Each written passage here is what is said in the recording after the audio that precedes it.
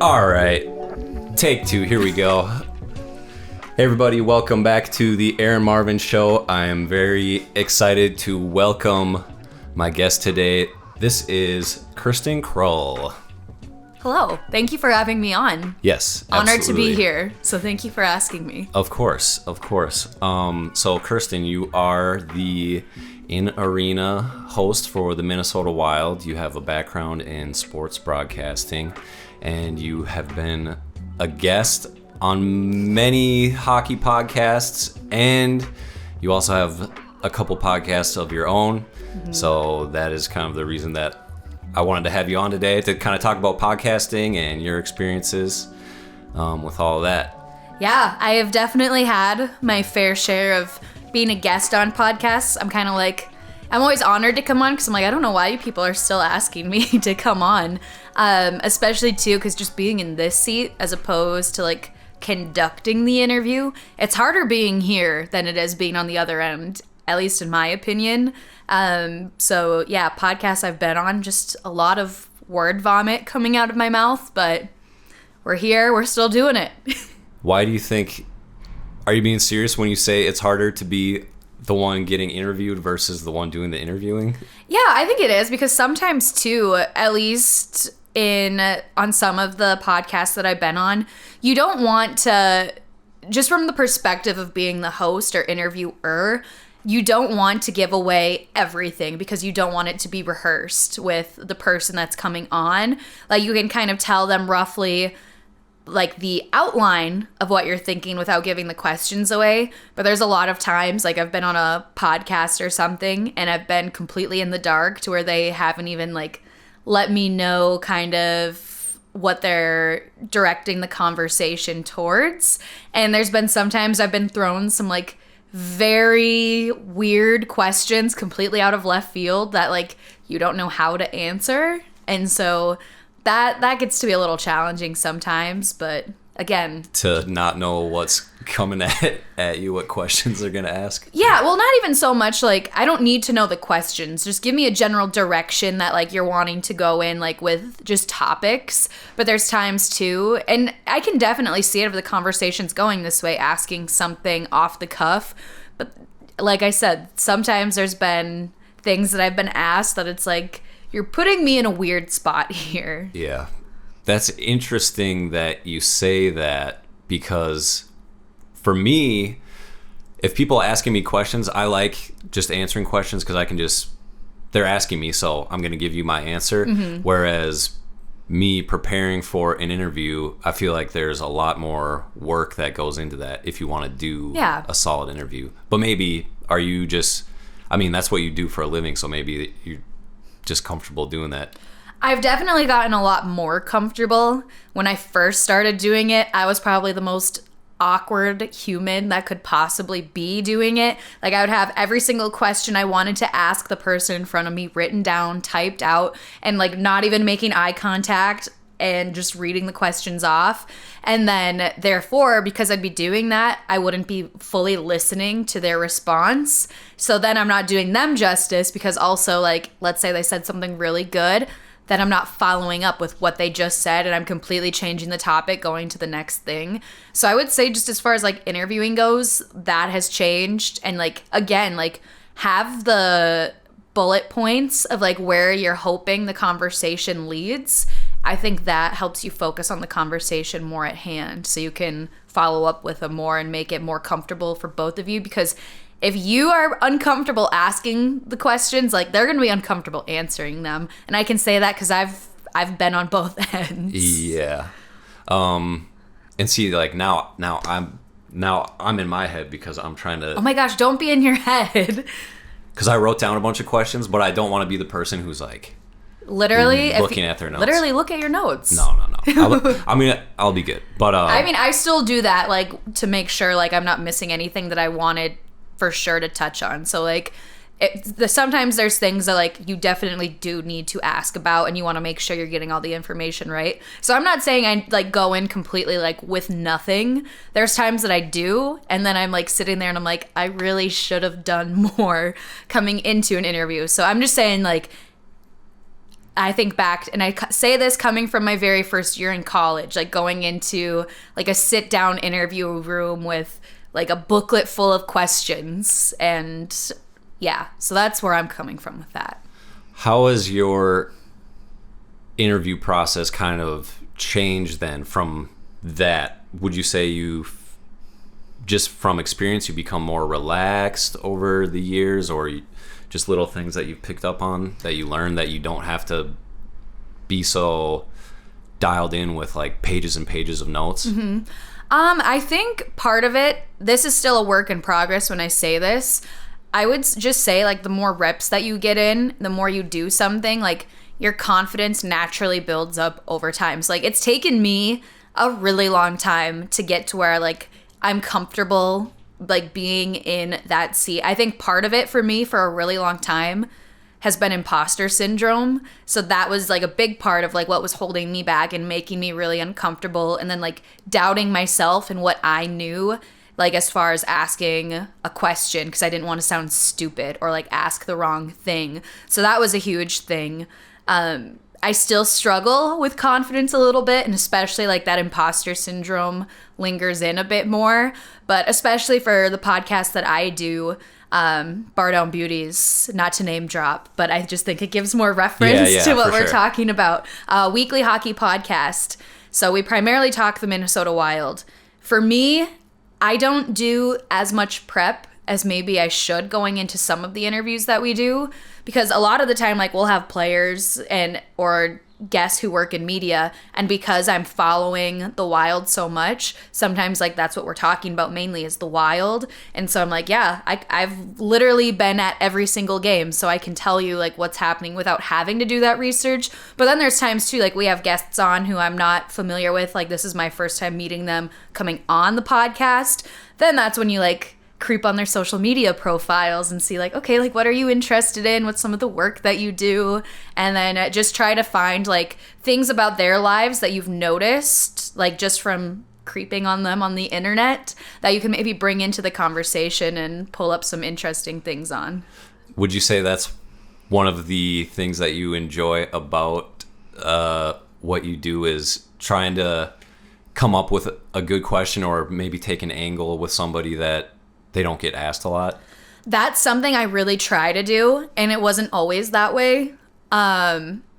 Before, when I was in college and I was rinkside reporter for the men's hockey team, like my big thing was like I wanted to sound super smart. I wanted to leave no doubt in the room that I knew what I was talking about. So I would focus on the very analytical questions, the things that you literally could look at a recap of like the first or second period and find out yourself. Like you didn't need me asking you these details for that you could have just found on your own. So I'm like, my biggest thing, especially as I've gone forward, is kind of focusing at least on sports. And maybe this is wrong to some people, but at least this is what I'm looking for, the stuff I find interesting. Focus less on the game, but more about what makes the individual tick.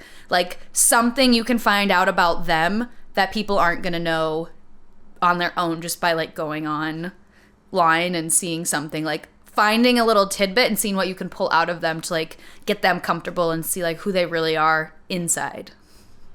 I like that, because when I watch sports, sometimes the athletes they're made to seem like robots, like they're not humans. And when you throw statistics and numbers in, that makes them seem like even more of a robot. Yep. So those little tidbits that make them human is what humanizes them and makes them more interesting. Why do you think when you first started out, you were so analytical or like wanting to be that way? Was that just what you saw on TV you were trying to emulate, or why do you think that was? Well, I think for one, I was overcompensating being like a woman entering a field. Like in college especially, there was a couple of times that just like stick with you in your head. And this is kind of going off track a little bit, but I would have like people come up to me and say like, well, you only are where you're at because you know this person or because you're pretty or stuff like that. So I always had those comments being made at me. So I was like overcompensating, being like, okay, I need to make sure everyone here knows that like I know exactly what I'm talking about. I know how the game works so that people also aren't like, you don't know the game. You're just here because you just want to be on TV, whatnot. So I wanted to leave without a doubt. But then by doing that, I got so wrapped up and focused on being right or sounding smart that also like it was making me really anxious and me not enjoying the moment or like having like a genuine like moment of like just being human with the person I'm talking to. And it would just stress me out more than anything. And I think also too, that's why the work that I've done more recently has stepped away from that reporting side and gone more into just entertainment, if you will. Because my dream growing up was always like, I want to be a team reporter. That's what I want to do. And it's been really scary this past year, like just having the little voice in your head tell you like, maybe that's not what you want and like that's okay. And then I would just shut it off being like, nope, this is what I've wanted. This is always what I've wanted. This is what I'm doing. So just kind of coming to the realization that like I still can be here and do something I love and just have it look a little different than what I expected it to.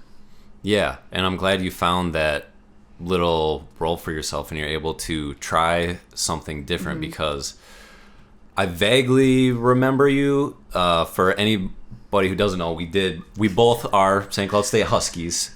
Go St. Cloud. So I do remember you when you very first started. So it's cool to see you grow to the spot that you're at now. And you can definitely see your personality come out a lot more.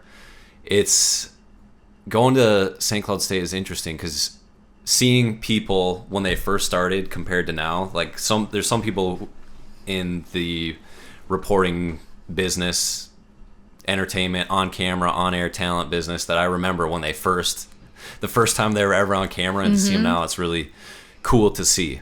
Yeah, and it is. And St. Cloud was a fantastic place for that. I mean, you just look around and see everybody out in the workforce, literally every single station or network that you could possibly think of. Like there's somebody from St. Cloud working there, and I'm not just saying that. And I thought it was kind of, when I was told that in college, I was like, oh, well, like they're just trying to sell you on it. Like at least here in Minnesota, all of the connections that I've made in this market, even at the Wild, like the whole control room, 3/4 of it is St. Cloud State grads, and they also like commented on it like, you guys are everywhere. So it's like, it's not like just a selling point, like it's a legitimate thing. Like broadcasters all across the country like got their start at St. Cloud. And it's just, after you graduate and you're removed from college, it's just like one of those prideful things that you're like, wow, like I got really lucky doing the path and taking the one that I did. Yeah, and I feel extremely lucky because I grew up in St. Cloud. So the fact that I didn't have to go anywhere, like it just so happened that that program was there. It was great. I wanted to ask you if there was something that you wish you knew, that you know now that you wish you knew when you first started in school, or when you're out of high school, all right, now it's time, I want to chase my dreams. What's something that you wish you would have known? Gosh, there's so many things. Like sitting here, like looking back to especially like my freshman year, I think I tried so hard. Like I tried too hard. Like I wanted to be perfect, and I wanted to like, I came in and wanted to do everything right away. And I'm also so thankful that I didn't get to do everything right away, because I would have been wildly unprepared. Like just even looking back on my stuff from college now, I'm like, ooh, just like there are so many things that like now having the knowledge and experience that you do that you would have done different. So I would say for one, like just not try as hard, especially too, like with the way that I dressed. Like I remember when I used to do my curls all the way to the top and I wouldn't brush them out, so I looked like a little poodle. And then I was wearing blazers and like these clothes, for no offense, that are probably meant for like 40-year-old women. I'm wearing that at 19 years old, trying to look professional. I would tell myself, like, embrace your own style. Like, don't try to, like, be somebody else. Because I think for a long time, like, that's what I was trying to do. I was, like, coming into this field, like, this is how I'm supposed to be. Like, this is what I'm supposed to be doing. And so, like, ignoring that so much, especially, too, because, and I say this in the best way, because, like, professors and whatnot, and especially, like, people who were a part of UTVS, the station we were at, like, they meant well. They were trying to advise you well, but sometimes like their advice, it's not end all be all. Like take it with a grain of salt. Like yes, they're looking out for you, but it's not the only way that things are done. And I think also what I've learned from that is like everything I've done in my career, I feel like it's been very uncommon, I guess, in a way. Like my path has taken very many different turns as far as like once I graduated college. And so I think just that being said, like if there's an end goal, a destination you want to be in, there's not one path to it. So people especially like, and they'll ask me that to this day, like, what would you suggest? Like, this is what I really want to do. How can I get started? And like professors, for example, would be like, you need to start in like a local market. You're going to be in like market 160, one-man banding, everything. And it's like, for some people that is their path, but for other people, like that isn't always their path. Like it's different for everybody. So that's the biggest thing that I would preach, not only to like people coming to me for advice, but also like to that younger version of myself. Like it's gonna look different for everybody, and so embracing that and just getting out of the mold, I think, is one of the biggest things I would say. Yeah, it's interesting now. When I was in high school or before I started school, podcasting and people making their own content wasn't as widespread as it is now. For sure. Do you think you would have done more of that if that were more of a thing earlier on, like when you first started school? I just see that as a good outlet for people. Like, you don't need to be on TV right away or whatever. You can make your own stuff and put it out there and get reps that way. Definitely. And I think we kind of did that at school a little bit, in the sense that like everyone could make their own TV show. And so it was like creating content that we see on social media in like a longer form and a little bit more formal of a way, but similar. But no, I think like if content creation would have been as big as it is now when I started college, I'm not saying that's the only thing I would have done or like been like, that's the path I'm going to take, but I definitely would have been a lot more involved with it. As far as podcasts go, it wasn't until I did the 5-year plan in college, as most people know. Same. But my 4th year, I was like, I'm going to do a podcast. And just very informal, but I had so much fun trying to figure it out. And I had some people listening and asking me about it. So that was really cool. But I mean, yeah, I just think it's crazy to see how much things have changed in just the last few years. Do you still think that going to school for journalism is the right way to go? Because I feel like a lot of people now are completely foregoing that, and anybody with a iPhone can start posting their opinions online. Do you think there's still merit in going to school for journalism and studying that? I think this is a very controversial topic, especially right now. Not even just for journalism, but like going to any college for not any major, but for a majority of majors, to be quite honest. For journalism, I would say no, you don't need to go to college. I mean, maybe you learn a lot, and this isn't me taking away anything from like the journalism program, because there's a lot of things I learned in school that I don't think I would have learned anywhere else. But also like just being removed from it, there is so many ways that I've seen people get their foot in the door. I mean, even if you look back to, and I say this because of like internships I've had, people that I've met in the industry, like a lot of them came in as an intern just ready to work, and they learned on the job how to do things. So, I mean, again, in journalism, I learned how to be a better writer. I learned better grammar just from going to college and skills. But also, like, in hindsight, I'm like, I wonder if I could have just walked into a news station wanting to be an intern and just learned there from experience. Because there's so many people who do come into an internship and they don't know what they're doing. But that's the point of an internship, is like you learn on the spot. But I mean, to be fair, like we've seen a lot of like huge content creators come up, and all they did was just pull out their iPhone and had great, interesting content that people really liked. So that's probably where part of my take is. And also too, because college is so freaking expensive. Like and this isn't meant to like be political or anything, but like you don't realize it until like when you look back to like how much college used to cost to where it is now, and how like salaries haven't caught up to that too. Because like there's people making the same thing working in news as they were back in the 70s, and it's like that's not livable anymore. Like you can't just live right off that. But like I said, that goes for a lot of different majors. I think people are starting to look away as college as like the only route to do things, and like especially a lot more trade jobs and stuff like that. And I think it's going to be a big wake up call for people, but it's true. Like I'm not saying college is overrated, but that's what was hammered into our head like growing up, especially from teachers, whatnot. Like college, if you wanted a future, if you wanted to make money, that was the only avenue for you to go down.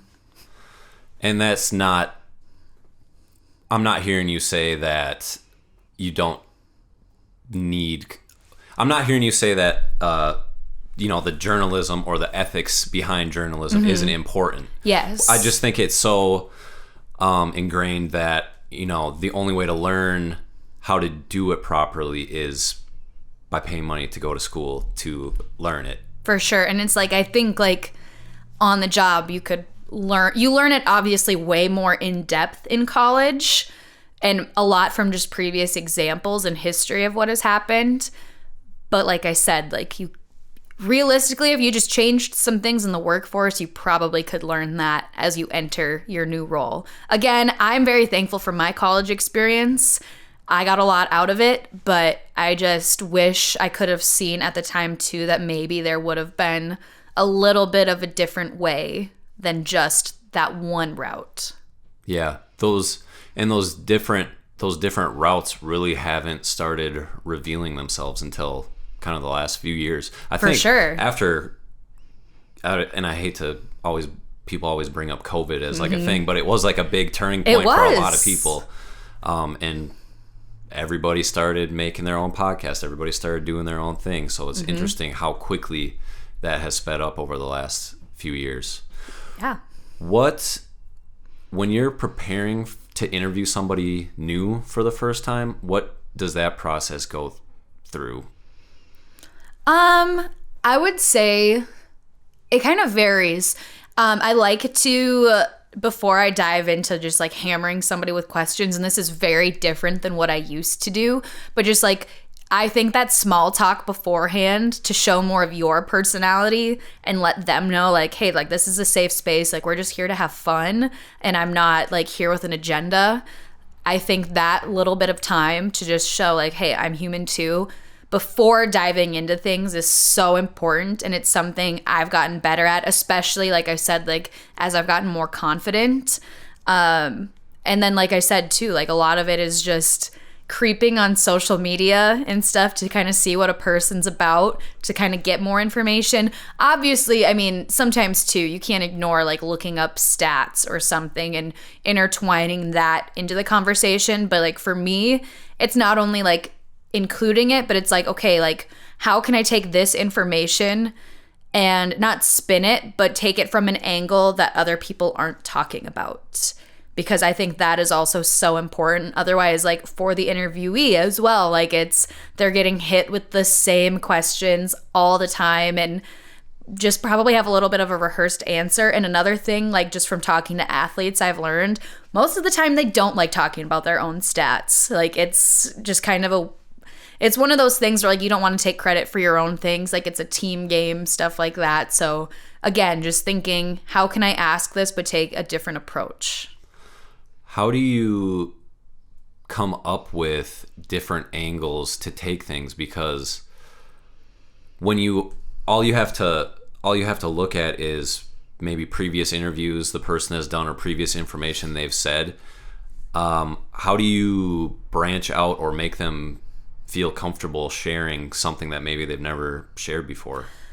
That's a really good question. And I think like you can't always expect that going in. Like that's kind of the hope.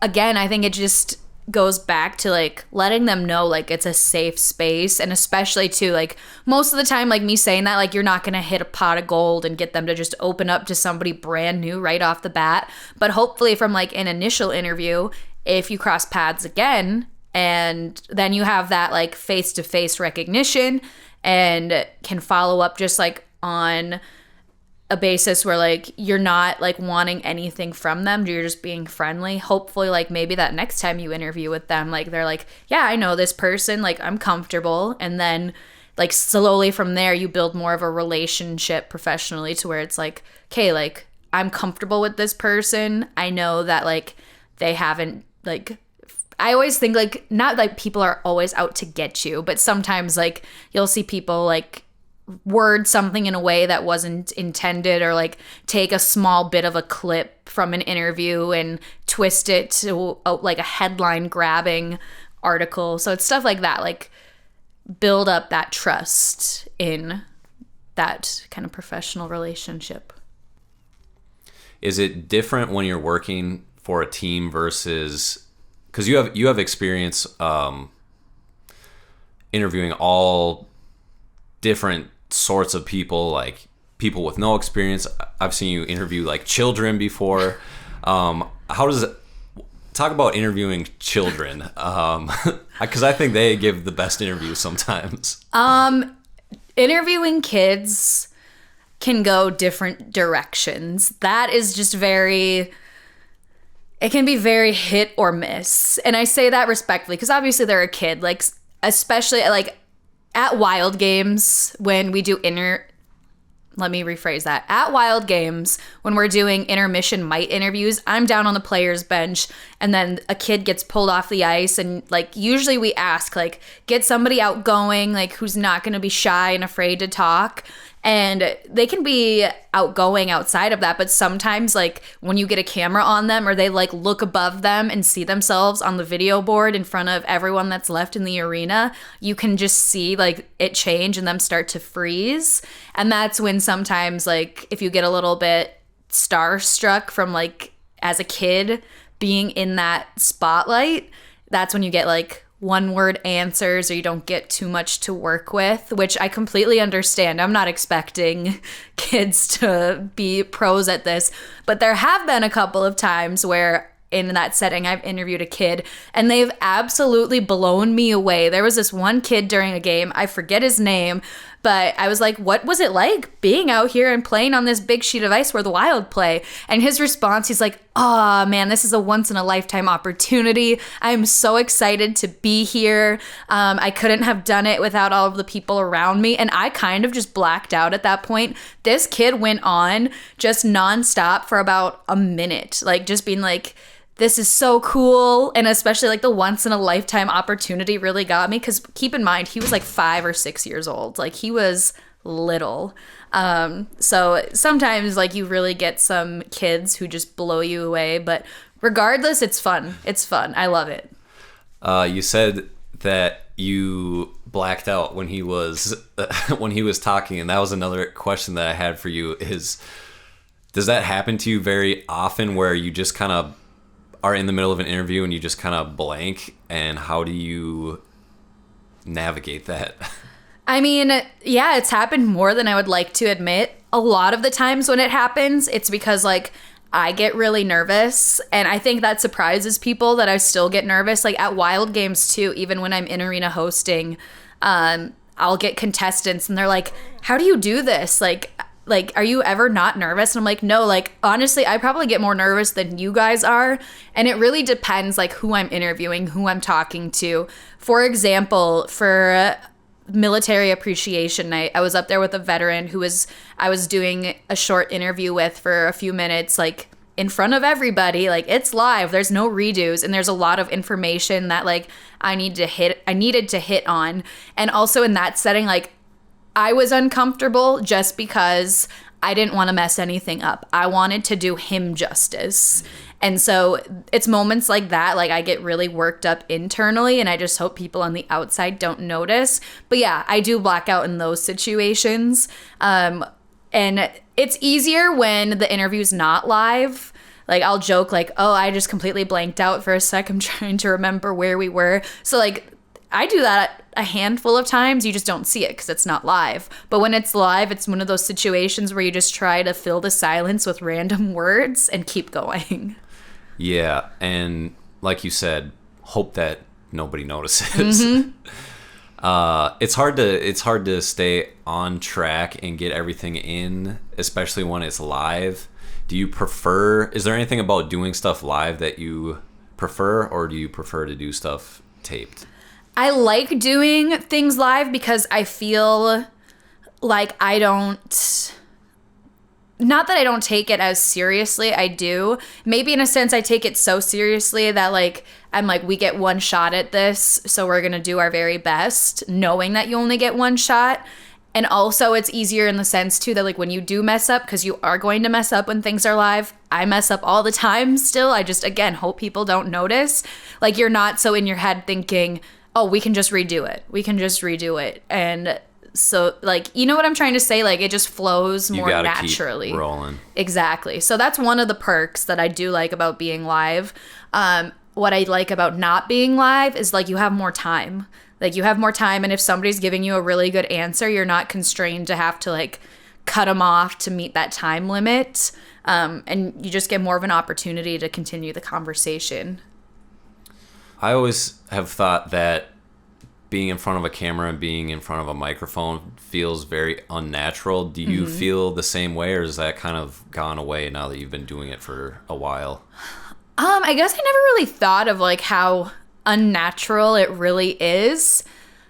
I like this because I talk with my hands a lot, and so for me that feels natural, but like when I'm holding a microphone, it's definitely more constrained. And especially too, because if somebody's talking, like the second I think they're done talking, I move the mic away, and then I see like, oh no, like they were just taking a quick pause. So I'm like quickly going back. So it's stuff like that like, I guess those little mechanisms are unnatural, but I think after just doing it for a while, like as far as being in front of a microphone goes, I've gotten a lot more comfortable with. You mentioned being nervous still a lot, like, I don't know if you said more times than you care to admit, or it still happens to you a lot. Do you have any tips or tricks to calm your nerves that you find work for you? I think back to just in-arena hosting, because that's just the main example that I have most recently.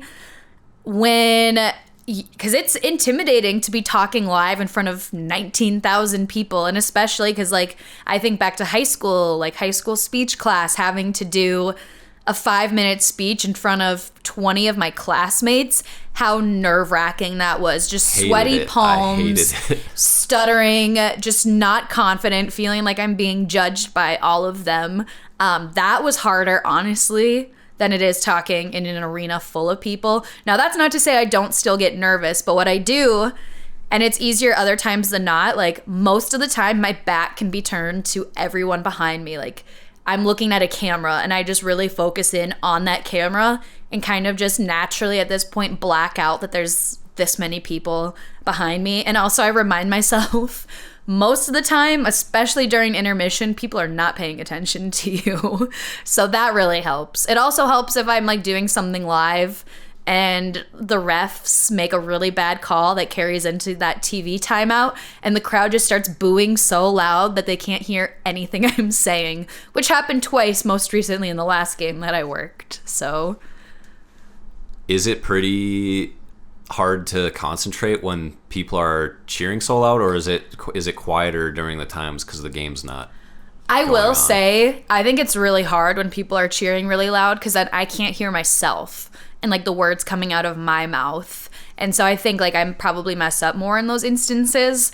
I will also say, like, during like the times I have to go in the crowd, like stand on the stairs and do things, that's really hard, because sometimes people aren't spatially or situationally aware. So like I'll be about to go live and they're trying to like cut right in front of me, bump into me. And it's like, okay, like I understand, like you have places you want to be, but can I just have 30 seconds to finish this really quick before like you're cutting in front of the camera or in between me and the person I'm trying to interview with? I will say, like, in those situations, it's really hard as well. You mentioned in high school giving those speeches to just your classmates. If you could go back in time and tell that Kirsten what she would be doing now, do you think you would believe it? No, I don't, because I think also I had a lot of people who also didn't believe in me when I said like this is what I was going to do. I vividly remember, I think I was in high school. There was like this one random boy who like came up, and I don't remember exactly like what led up to this, but he asked something along the lines of like, "Oh, like what are you going to do, or like what do you want to do in college?" And I was like, "I want to go be a sports broadcaster." And he like laughed in my face and is like, "Okay." I was like, well, looking back now, I think at the time, like, I was just so confident in my dream at that time that there was not a doubt in my mind that this was something I could do. I think other people doubted me a lot more. But also because of that confidence, and especially coming into a school where you find out, going from like your small community where you were the only person who really wanted to do this, and coming into a school that's known for this, and there's a lot of people you find who have the same dream as you and are working towards that same thing. It's a very humbling experience. And for me, looking back, one of the biggest things that I wish I could have done more is just enjoy where I was at and not feeling like it was a constant competition. Because, like, for example, like ice side reporter, the position I was fortunate enough to end up getting, but I did not get right away. Like, I had, first time I didn't even audition for it because I counted myself out of it my freshman year. And I wasn't going to get it anyways, but like I should have at least gone for it. But no, I auditioned 3 times and didn't get it until my 4th time when I finally got it. But it's just such limited spots to do like that one role. And it just, if I could go back and just be like, it's okay, just relax, do your best. And like, it's not a competition. Like, these are your friends. You should all be working together and supporting each other. But like, when you're so narrow visioned at the time, like that was a lot harder to do, because you're like, I get one opportunity at this and now I don't know if I'm ever going to get to do it. Do you think it sounds like you were hard on yourself. Are you still hard on yourself? Can you tell? Hey, I feel this. I can relate. I don't know why either. Yeah. It's like nobody else is that hard on me except for myself. I am so mean to myself. Like, truly, like the things I say about myself and to myself in my head, like when I still was going to therapy before I was ghosted. That was one thing like my therapist always said to me. She's like, I need you to take a minute and stop and think about like what you just said to yourself. She's like, you are so hard and so mean to yourself. And it's like in those moments when I was saying things and like criticizing myself, I didn't even realize like the extent until I was called out on it. And like I look back and I carry it with me, like I've been so hard on myself my entire life, and I've put so much pressure on myself to where now I'm a little more cognizant of it. And I'm like, hey, like I'm gonna be okay. Like I'm doing my best. And I think just we all need to be a little nicer to ourselves for sure. Yeah, I don't think I saw a quote one time that was like, if being hard on yourself worked, it would have worked by now. Yep, exactly. Were you like that as a child? What were you like as a child? Were you outgoing and bubbly, or were you more shy? We're going back to childhood now. Well, because I feel like you've done podcasts and stuff, and I've heard from like your 7th grade on, like you kind of decided correct me if I'm wrong. Like no, around you're spot 7th on. Grade, 7th grade was the year for me. You decided you want to do this. So what was your life like before that? No, it's just funny because I vividly remember myself. I was a brat growing up. Like when I was really little, I was a brat. But I think like looking back on it, I think I was that way just because like I probably really lacked self-confidence in myself, like from a super early age. And like my self-esteem, it's gonna sound so bad, but like as I've like began to do work on myself like in early adulthood, like I realized like how bad I had always been on myself. And so because of that, I think I projected a lot more outward. Also, I was the middle child in my family, so older sister, younger brother. So I was the stereotypical middle child. Like I would act out to get attention. I would do things or like ramble or be extra loud to get attention. Like that was what I needed when I was younger, was like, I want people to pay attention to me. And I always like had those ambitions early on. Like when I was really little, I was like, I'm going to be a singer. I'm going to be an actress. And like thinking that was possible.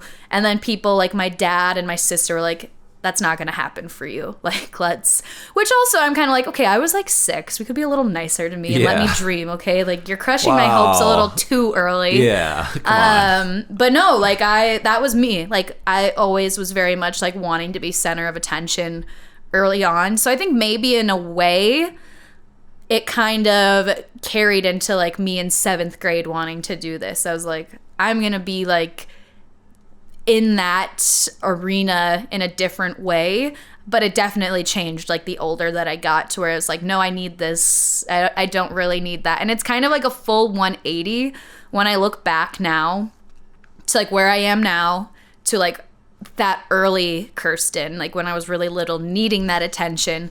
Now where I'm currently at, I'm like, I want more privacy. Like I'm okay like just sitting back and not being like, I need everyone to pay attention to me kind of thing. Like sometimes I'm like, it's nice when people like don't recognize you or stuff like that. So I think as I've gotten more comfortable with myself, like the more I'm like, I'm good just chilling. So when you decided that you wanted to get into reporting and broadcasting, was that more, it sounded like, because you said you wanted attention, was that more because you wanted to be on camera or something, or was that more? I think in middle school, that was it. But no, like as I got older, like especially high school, like I just loved the game. Like I was like, just being at sporting events, like I genuinely loved sports. And so it was more about that for me, like as I got older and just wanting to get to know more of like the inside perspective, and mainly like more than anything else, like besides like just getting to get to know people, it was being like in the midst of all of the action for me, like being right there, especially at St. Cloud games. Being so fun. I would stand on the bench most of the time, like looking out on the ice, like the bench right next to the players. Like you could smell them, which wasn't great, but like I can still smell Herbrook Center. It's something you don't forget, but just having like that full sensory experience, like being right there, that was something that like caught me in my tracks more often than not, that I don't take lightly.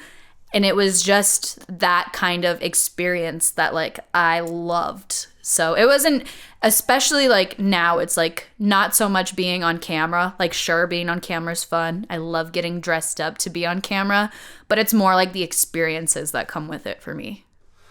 I've always thought that about sports, and the reason that I like them is, you know, you have people who really like, they're really into movies or they're really into TV shows, and I happen to be really into sports or just live events, and I think that's because everybody who cares about it is all caring about it at the same exact time. Whereas, you know, a movie, yeah, there's people who are fans of a movie, but it's not like everybody in the world is watching that one movie at the same time and talking about it. So that's one interesting thing that I've realized about live events that I think is why I enjoy it. Yeah, it's that sense of community. And I think especially during COVID, we're bringing it up again. Like that was one thing that was stripped away from most people, and you realize like how important it is. And bringing up the movie theater example that everyone loves to use, like why do you think people in this day and age still like going to a movie when they can watch it from the comfort of their living room? It's that experience. It's the comfort of being around other people, and the fact that, like you said, you're taking it all in at the same time. So there's something to be said about that. Yeah. What, have you been to a movie theater recently? Nope, I haven't. I prefer the couch experience. I can't remember the last time I went to a movie theater, but I hope that all the movie theaters are doing all right. Oh, no, the last time I went was when Where the Crawdads Sing came out. Oh, I was listening to one of your podcasts yesterday, and you were talking about that. I cried during that movie, and apparently that's not a movie you cry at, so. That's too bad. So besides the in-arena hosting, what's your what kind of content and things do you like to make? I know you're pretty active on TikTok. Your Instagram's pretty active. Are you trying to seems like you're trying to show a side of yourself that's not just sports. Yeah, and I think the older that I've got, and it sounds very contradictory to everything we've talked about to this point, and I think something in me changed a few years ago. I still love sports. I still will always go to games. I still want to work in sports. But there was a point where I made sports my entire identity. And now at this point, I'm like, all right, let's hit the pause button for a sec. There's so much more to me than just sports. Like most people, that's how they know me. They're like, oh, like hockey girl, or like you do this. And it's like, I want to be known less for what I do and more so for like who I really am, like my interests, what makes me me. So on my social media, I really try to portray that. Of course, the sports stuff too, because that stuff is fun. It is a big part of who I am. And also too, just from like the professional standpoint, you want people to see like what you are working on, what you're currently doing, because that just benefits you in the future as well. But even more than that, it's like, no, like who is somebody when they're not like working? That is so important too for people to know. And so I love Instagram. Instagram's my favorite. I love people who get really vulnerable and show a side that like they typically don't, and especially more of like their day-to-day life, because to me, that's what's relatable. That's how I know like who a person really is. So on my social media, first and foremost, like I try to show more of the realness of everything as opposed to just always like the highlights, like me seeing me all dressed up, holding a microphone, hosting a wild game. Like, sure, yeah, that's great, but like, who are you outside of that? I enjoy listening to the podcast that you were doing with your friend Laura, because we get to just hearing you on a podcast talk about anything besides sports is hilarious. Thank you for saying I'm funny. I appreciate that, because I think I am also really funny. There were a few things that you mentioned that I would like to... I'm scared. I don't think you should be that scared. I'll start on the things that I found the least weird, and then slowly move to the... I'm nervous. Don't be nervous. Don't be nervous. Some of the stuff I put on the internet like should not be on the internet. I will say that. You probably don't even remember saying something. Probably not. Like I said, I just talk. So I did want to mention one thing that both of us have in common. Your first job was McDonald's, right? It was. 15 years old. My first job was also McDonald's. How long did you last there? 16 months. They wanted 16 months. They wanted to promote me to an opening manager. Jeez. And I was like, I need to get out of here. I was really good at that job though. I will say, this is one thing about me. I am really freaking good at customer service jobs. Like I am really good. And I take that with pride, because also like it's not very easy to do. It's not easy.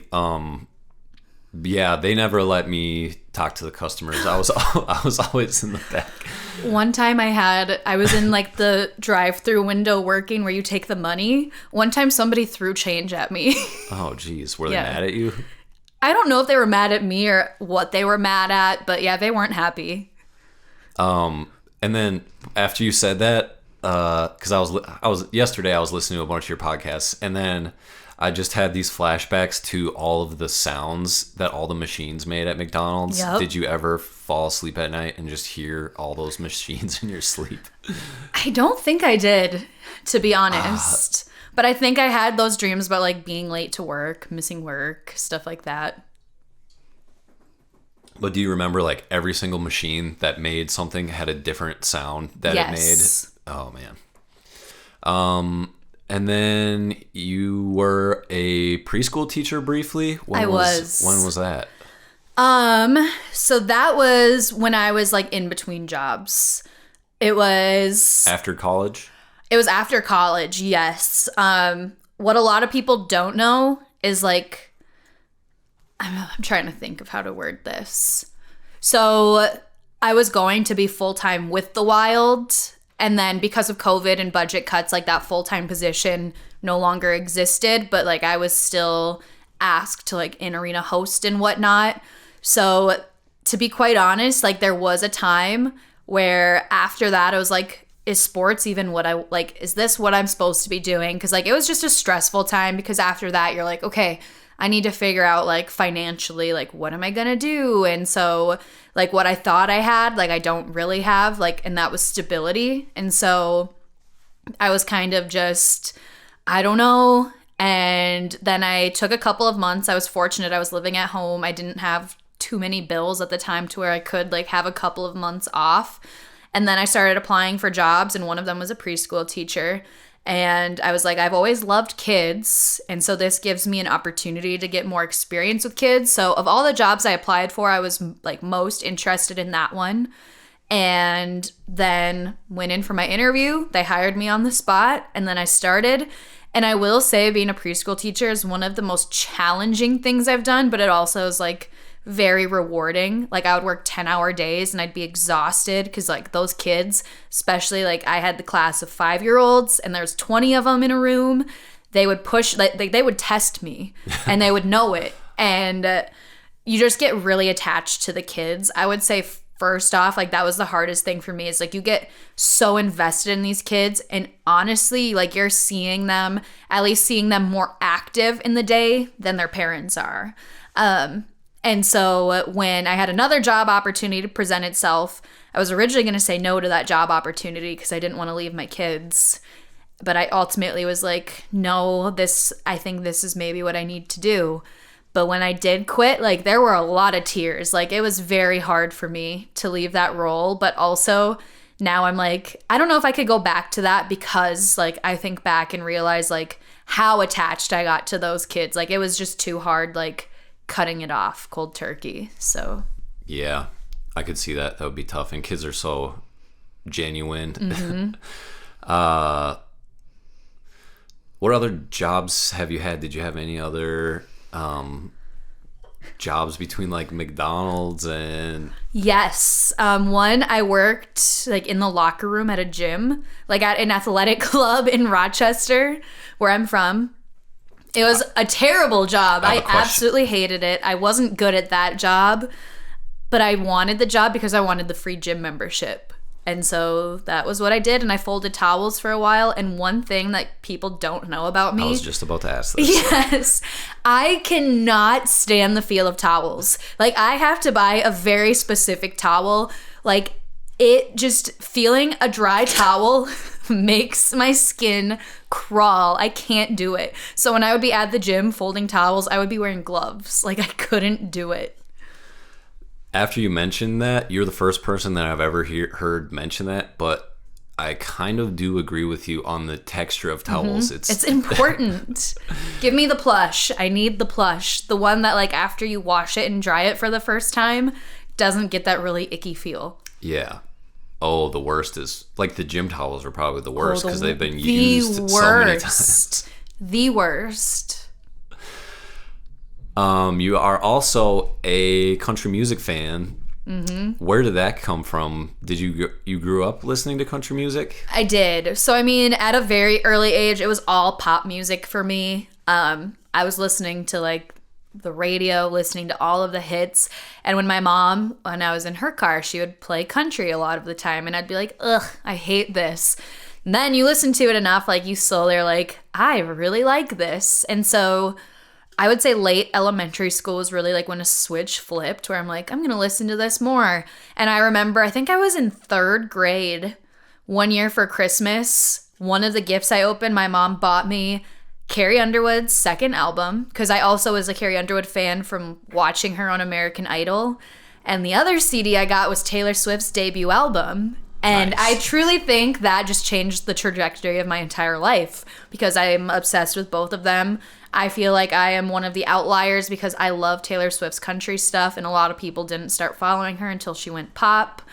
But that was really like when it started for me. And country is, I listen to pretty much all genres now, some more than others, but country is the main, and it's pretty much always been the main. Nice. That's interesting. I didn't start listening to country until like 5, 6, 7 years ago. Okay. But it is, like you said, it was like, at first I'm like, I really don't like this. And then you're like, oh, I really do like this. Mm-hmm. And what, like, I'll have friends that are like, this is just trash. Like, this is too cheesy. This is too corny for me. I'm like, are you listening to what they're saying? Like, mm-hmm. I don't know if it's the instruments that people don't like, or like the country twang that people don't like, but the lyrics on themselves, I don't know who can't relate to that. Like, it's just simple, like, everyday stuff. This is my take on it. I think country music is like Nickelback, where people love to hate on it. And, like, they take those, like, low blows. But after, like, genuinely giving it a chance, you're like, okay, like, this isn't so bad. Like, I am so quick to call out my friends who are like, I hate country music, but then, like, they like a specific song that's country. And I'm like, you like country music. Like, what stuff are you listening to? Because there's so much more out there, just like that one song you said you like, but you're saying you don't like it. And there's that stereotype, like, all they talk about is their wives leaving them, their dogs dying, and beer and tractors. And it's like, yes, there are songs like that, but that is by far not the majority. And so it is one of my pet peeves when people say that, because I'm like, are you actually listening? Are you actually paying attention? It's an uphill battle to try to convince people otherwise, and I don't think it's worth. Like, you just aren't going to convince some people. No. The only thing I can do is just double down and be like, yeehaw! Exactly. And just put on the cowboy boots. So what have you been listening to lately? Ooh, well, my playlist is pretty, like, all over the place right now. I still listen to a lot of MGK. I know a lot of people are like, I don't like him, but I really like him. I like his punk stuff. Miley Cyrus's new album, Endless Summer Vacation. I've been a big fan of that. Kelsey Ballerini, she put out an album back in September. And then that recent EP, like her divorce album, I've been listening to both of those super often. Carrie Underwood also put out an album back in June. Still listen to that on repeat. Morgan Wallen's new album. Love it. It's so good. Another artist that, like, I've started to dive into more recently, because she's very up and coming country, Megan Maroney. I really love her stuff, and her album comes out in less than a month now. So if you would really like her. She's got, like, a very strong Georgia accent, and, like, you can hear the twang when she sings. So, and, like, her stuff, like, it's so real, like, her music. So I really like her. I would give her a listen if I were you. I think you'd like her as well. Nice. I will take your recommendation. All right. So I have a few more things we can ask about, and then. Okay. All right. So I mentioned that there were some things I heard that were gonna get weirder and weirder, and I feel like we kind of got off on a tangent, but I have an idea. I know one of the things that are coming up. Well, I just want to know who King, Queen, and Baby are. Okay, that one I didn't expect. I didn't even know I talked about that on the podcast. Yeah, you did. It was you said it like very, like, you just kind of slipped it in there, and it didn't get addressed very long, so I need to circle back with you on that one. I am dying over that one. When I was very little, I had 3 imaginary friends. King, Queen, and Baby. Super original names, I know. And I would just talk to them all the time, and, like, I would address them in the room, like, to my family. Oh, no. Like, they would have their own seats, like, stuff like that. To the point, like, my mom and sister thought it was so weird. And they didn't really start talking about it until, like, later on. But, like, they thought, like, I was, like, seeing something that wasn't there. Like, they thought someone else was with us. But no, those were my imaginary friends. I went through a phase where they were with me all of the time. And my sister would always, like, be mean to me and be like, I just threw it out the window, like, they're gone. So that was my imaginary friends. They kept me company. I like their names. Do you remember what they looked like? Nope. You don't remember what they looked like? Nope. How old were you in this? Like, I was, like, maybe 5. I was little. But, like, also, I don't know. Like, just thinking back to that age, I don't know how much I buy into it, but they say, like, kids can, like, feel and sense things more so than, like, adults. So I'm like, was somebody among us that, like, I just, like, picked up on when I was little? I don't know. But yeah, the whole thing was super weird. If my kid did that, I would freak out. I would be like, sage the entire house. Call the exorcist. Literally. Just the names caught me off guard because Yeah. it's like King, Queen, and Baby. Yeah, they're catching adult Kirsten off guard too. Yeah, sorry if that I just wasn't disturbing. expecting that. Brought up like a core memory. Yeah, it just was very peculiar to me, so I had to. I think kids have imaginary friends, but for some reason the names King, Queen, and Baby just seem so specific. I know. To me. So maybe that's why you don't like talking about your childhood. There's just a lot there. Yeah. I'm still unpacking things from childhood. Now this is another thing. Like maybe I'll have to go back to therapy to talk about this. Maybe you can, get them on a podcast with you sometime. Maybe. Figure out what they're up to these days. So a few little questions to wrap up. If you could interview anybody that you wanted to and just have like a sit-down interview like we're having right now, who do you think you would pick? Oh, oof. Well, this one I feel isn't as like out of left field as I would think. I feel I'm pretty predictable on this front. Carrie Underwood, first and foremost. Like, people think Taylor Swift is like my favorite artist. Now, I love Taylor Swift, but like it's always been Carrie Underwood. Like Carrie Underwood has been always that person for me. Even more so just because I've noticed this a lot more, and people are going to think I'm so weird for saying this. And the older I've gotten in my life and like more interviews I've heard from her, or even like going back to like paging through like old magazines that I have, because anytime like she's on a cover of a magazine, I buy it. So I still have a lot of those saved. It's just kind of like my thing. Like, again, she's like your hero, if you will. But there's a lot of similarities between like my life and hers on like the personal front. Like, she went to school for broadcast journalism. Like, she was planning to like be a news anchor, stuff like that. And just similarities like that. I feel like I genuinely probably would have so much in common with her. And then also just like she's Carrie freaking Underwood. So I would say her first and foremost. Also Kelsey Ballerini. I would love to be around her. She seems like such a cool person. And then also Taylor Swift. I gotta throw Taylor Swift in the mix too. Just like she is just bigger than life almost. So have you seen the TikToks of Taylor Swift going around where they wheel her out onto the stage in like a little mop bucket? Yes, I have seen that. I just can't imagine like that many people knowing you and like obsessing over you to where you need like kind of that kind of disguise to where you're invisible. Yeah, it's literally just this giant crate with like mops and brooms and stuff sticking out of it, which is pretty hilarious to watch, knowing that Taylor Swift is inside there. It is. Have you ever had any moments in your career so far where you're just like, somebody pinch me, I can't believe that I'm doing this right now? I have. I would say most recently, I was at the Frozen 4 in Tampa just a few days ago, which is also like anyone watching, if you're like, you look really burnt, it's because I am. My skin hadn't seen the sun since September, and then I was like, I don't need sunscreen. Bad idea. Yes, you do.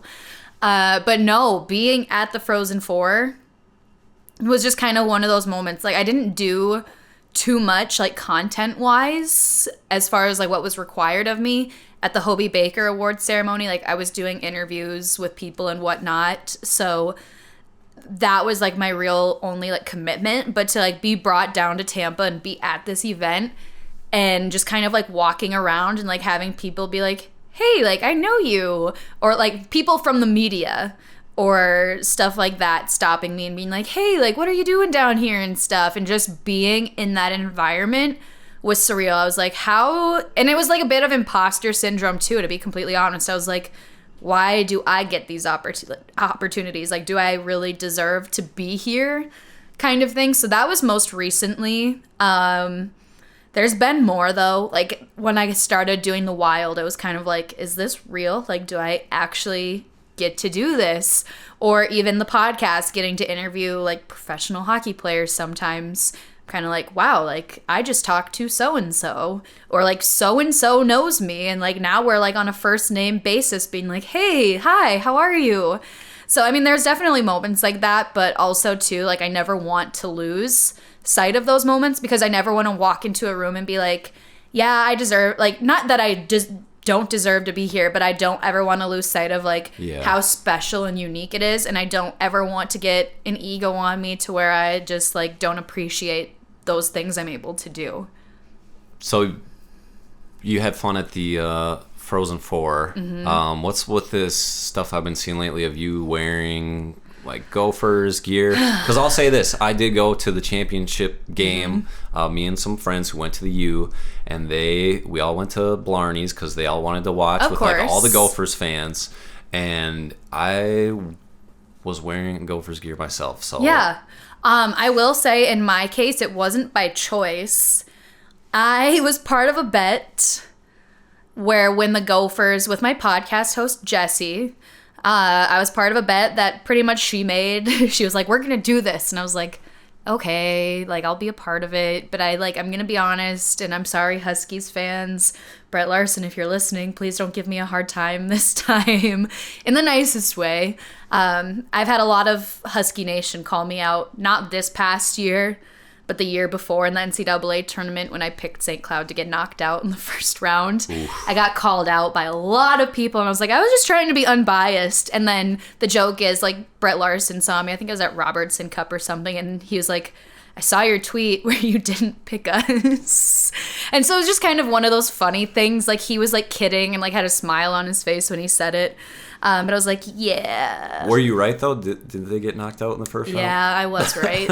But no, so this year I was like, in my head, I was like, St. Cloud's not going to beat the Gophers. Like, this was just like a really special Gophers team. Like, they were stacked top to bottom. So I knew going in, I'm like, St. Cloud's not going to win. But they played a really great game. But no, so Jessie was like, okay, if you lose, you have to wear a Minnesota jersey. And so that's with all of the posts on that. And then when I was at Frozen 4, I ran into Goldie Gopher, and I'm like, I'll take a selfie for Jessie and send it to her.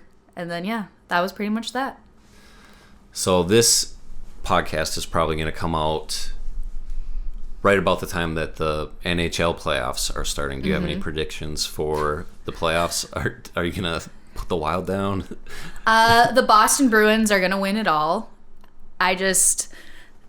They've been breaking records all season long. They don't look like they're slowing down anytime soon. I don't know if there's a team in a best of...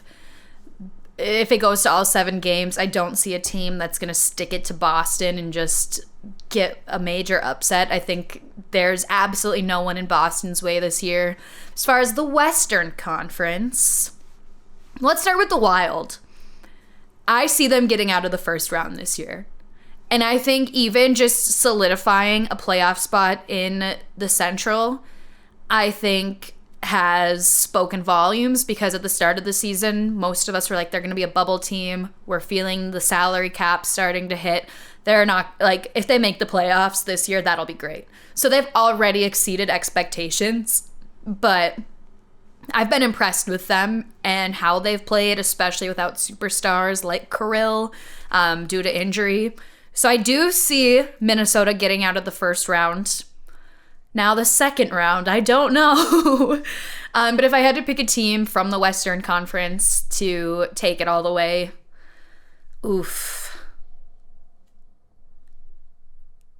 Colorado again. I don't know.